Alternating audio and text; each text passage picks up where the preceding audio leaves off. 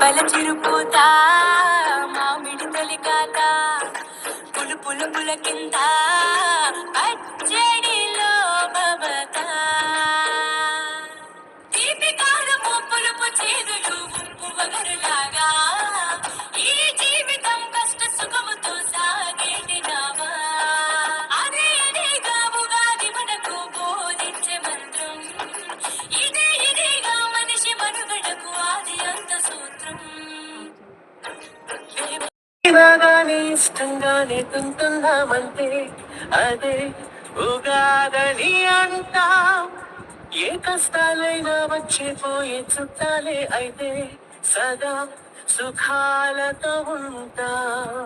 చేదైనా గానీ ఇష్టంగానే తింటున్నామంటే అదే ఉగాదని ఒక్కసారి అందరికీ హ్యాపీ ఉగాది. Thank you.